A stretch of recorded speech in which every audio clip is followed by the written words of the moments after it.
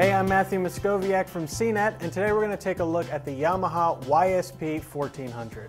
This is a $400 soundbar, and it's the least expensive model in Yamaha's Digital Sound Projector line that promises a true surround sound experience from a soundbar. While it looks like a pretty typical soundbar from the outside, the design is actually pretty unconventional. There's just a small speaker grill in the center, and it covers up an array of 8 1.13-inch drivers. And those drivers are used to beam sound off of nearby walls and furniture to create the surround sound effect. There are also 2 legs on the soundbar, and each house a 3.25-inch subwoofer. That means there's no separate wireless subwoofer, which is good for getting rid of an extra box, but it's not great for making deep bass. The included remote is a good one. It has a solid heft, and important buttons like volume and inputs are nicely separated. Around back, there's also an IR repeater, so if the soundbar blocks your TV's remote sensor, the Yamaha can still repeat those signals out the back, so you can still control your TV. Also on the back are the soundbar's inputs. You get optical, coaxial, analog, and mini jack. That's plenty if you connect all of your devices directly to your TV, then connect its output to your soundbar, but with the YSP-1400, that doesn't work as well as it usually does. The issue is most TVs actually dumb down incoming audio signals to stereo, which isn't good news for a soundbar that specializes in virtual surround. Basically, if you want the full surround effect, you'll need to connect all your devices directly to the soundbar or use a workaround, like an HDMI switcher that includes an optical audio output.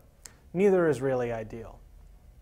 Aside from the physical inputs, there's also built-in Bluetooth, so you can wirelessly stream audio from nearly any smartphone or tablet. And there's also decoding for both Dolby Digital and DTS, which is needed for listening to those surround soundtracks. As for sound quality, the YSP-1400 doesn't quite create the true surround effects that Yamaha's more expensive YSP soundbars are known for. Now that's not surprising, as the step-up YSP-2200 has double the number of drivers, and the high-end YSP-4300 goes all the way up to 22 drivers. The YSP-1400 does sound considerably more spacious than a standard 2.1 soundbar, like Sony's HT-CT260, but just don't expect to hear sounds coming from behind your head.